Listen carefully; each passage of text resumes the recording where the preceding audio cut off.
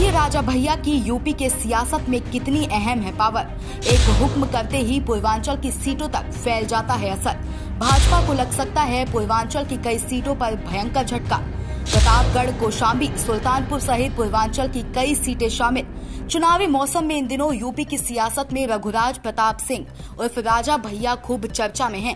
अब की बार के लोकसभा चुनाव में राजा भैया किसी पार्टी से गठबंधन का नाता नहीं जोड़े, पर सियासत में भयंकर गेम खेल दिया। माना जा रहा है कि राजा भैया ने प्रतापगढ़, कौशाम्बी, सुल्तानपुर सहित पूर्वांचल की कई लोकसभा सीटों पर अपना खेल कर दिया है, जिसके बाद से यूपी की सियासत में भूचाल मचा हुआ है। राजा भैया ने वोटिंग से पहले एक बयान जारी कर भाजपा की टेंशन बढ़ा दी थी। इन्होंने अपनी पार्टी के समर्थकों को आजाद कर कहा, जिसका जहां मन वहां वोट करे।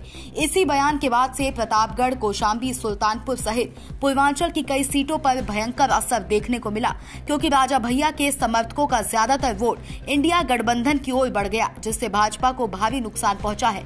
अभी फिर 7वें चरण की वोटिंग से पहले राजा भैया का एक बयान जारी हुआ है, जिसमें वो अब भाजपा का गुणगान कर रहे हैं। उन्होंने कहा कि मोदी जी सरकार बनाने जा रहे हैं, हमने चुनाव में अपना कोई प्रत्याशी नहीं उतारा। मतलब अब साफ है कि राजा भैया को जहां गेम खेलना था वहां अपने समर्थकों को आजाद रखा, और जिधर गेम नहीं खेलना था वहां मोदी का गुणगान किया।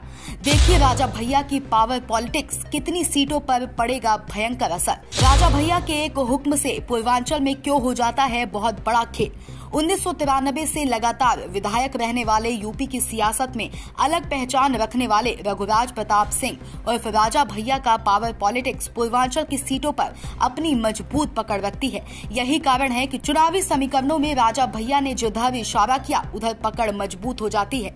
आइए जानते हैं राजा भैया के कुछ चर्चित कारनामे जो आरोपों में मीढ़े गए। भद्री रियासत के राजा उदय प्रताप सिंह के इकलौते बेटे राजा भैया बसपा सरकार के कार्यकाल में जेल जा चुके हैं। उन पर कई बार आरोप लगते हैं कि वो अपने दुश्मनों को अपने घर के पास मौजूद बड़े से तालाब में मौजूद मगरमच्छों के सामने डलवा देते हैं। हालांकि राजा भैया ने हमेशा इन आरोपों से इनकार किया है।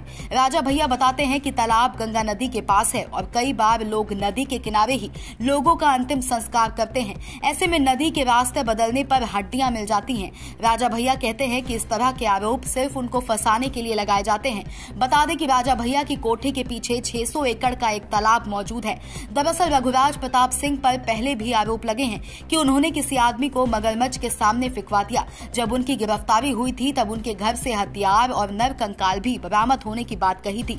हालांकि अब राजा भैया दावा करते हैं कि वो ऐसे सारे आरोपों से अब बरी हो चुके हैं और उनके खिलाफ इस तरह का कोई केस नहीं चल रहा है। ब्यूरो रिपोर्ट, साम टीवी। सब्सक्राइब करें साम टीवी, क्योंकि हम आ गए हैं अब आपके बीच। दिखाएंगे सत्ता के वादों और अपराधियों के एक एक कारनामे की हकीकत।